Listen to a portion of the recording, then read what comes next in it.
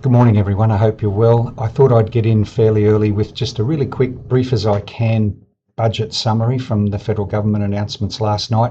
I'll keep it brief. There's plenty more info, of course. There's also plenty more deliberation and consideration as to how these things apply to people, and a lot of the applications are individual, of course, as usual. So this video should be taken as just a general, I guess, passing on of information for you. Like I said, I really will try to keep it brief. And I hope that clarity isn't lost in that attempt. You can see in this budget, these announcements, there's a real focus and a real push to encourage investment in new housing supply. So the changes, the primary changes, the big ticket ones that were talked about early as well anyway, around capital gains tax, and also how negative gearing tax deductions are treated. They're really focused quite heavily on new housing, but I'll explain that very quickly in just a tick. The negative gearing in particular is right on new properties. The changes to capital gains tax apply pretty broadly, but still, we'll talk about that. Importantly, I think too, there were no major changes to the way superannuation is taxed. So even these things I'm about to talk about, how negative gearing applies, how capital gains tax in particular applies, doesn't affect superannuation assets as they stand now. And so effectively all of these changes really are in the personal taxation world.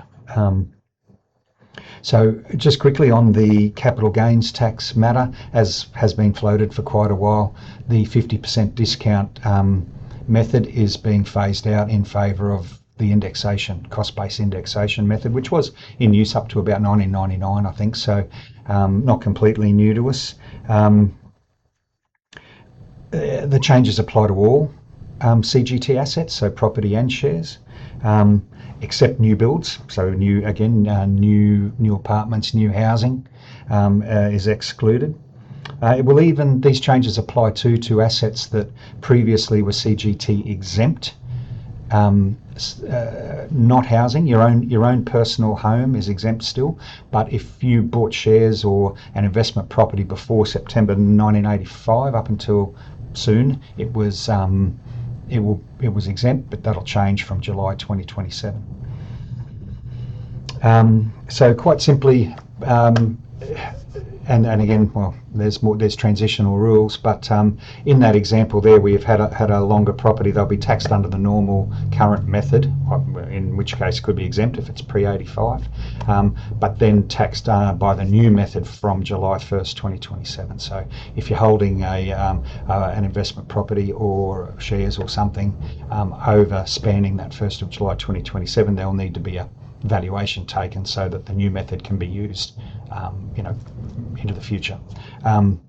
So again, that's a matter to be managed and dealt with between now and then, and it will be interesting to see what happens to property markets in particular. And there'll be lots of commentary about that, I'm sure.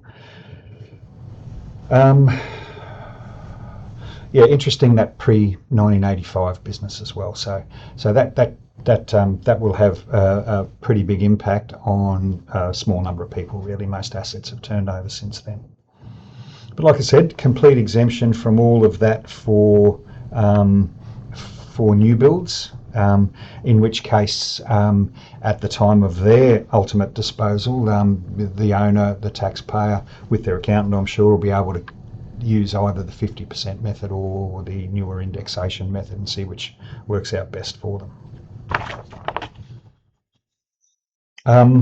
Negative gearing, just quickly too, the negative gearing is on investment assets where you borrow for them to fund the investment. Now, where the cost of the borrowing, the interest costs typically, or in the case of houses as well, agency costs, insurance rates, all of those things, where they exceed the amount of money you receive from income, rental income in the case of a property, dividend income in the case of shares, then that difference can be tax deductible. So that from well, that's effective immediately.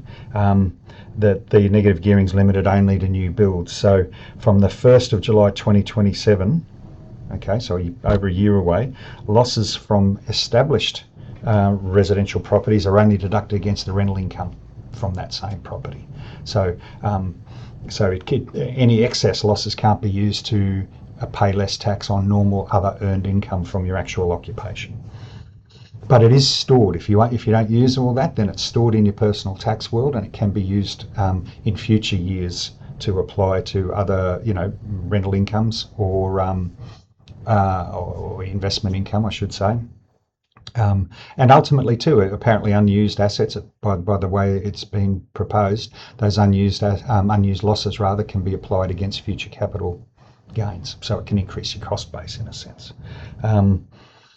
Excess losses will be carried forward and are able to be offset against residential income in future years. So there are transitional rules for that too, of course. For example, if you've signed off the plan to buy an apartment now already before last night, and it's not yet settled, then that'll be exempt from these changes as well. It'll be counted as an older property. So new builds will continue to be negatively geared before and after July 2027. So again, that's the push there.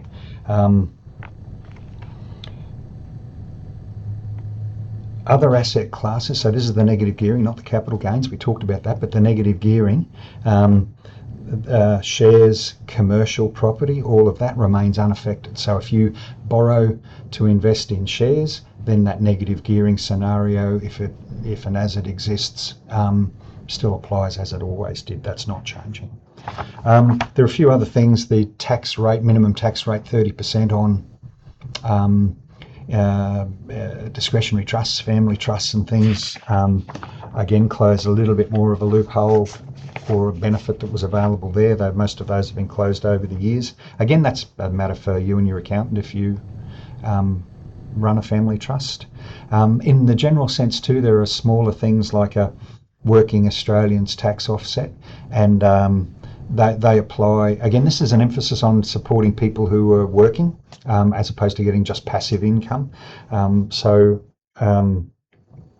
There's an automatic $250 tax offset, which effectively increases for people who have working income their tax-free threshold. So that's good. There's an instant tax deduction of $1,000 classed as working deductions for those who have, again, working income. So that's good. All these come into play 2026, 27 income years, so that's immediate. The working Australian tax offset, $250 ones, 27, 28. There are some more fringe benefits tax incentives, if you like, for electric cars. On the social security front, there's one smaller item about pension supplements to overseas recipients, so that doesn't affect a lot of people we deal with, but in a broad sense, there's been $2.2 billion put away to better resource the Services Australia, the Centrelink as we call it, to provide better and more efficient service. So almost anyone who's ever dealt with them will think that that's a good thing. Aged care, similarly, there's funding put aside to increase the number of beds per year, particularly for less financially well-off Australians.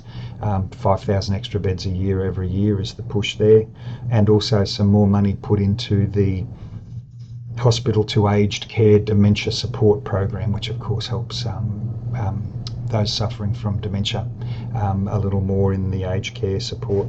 So that's a good thing. Other than that,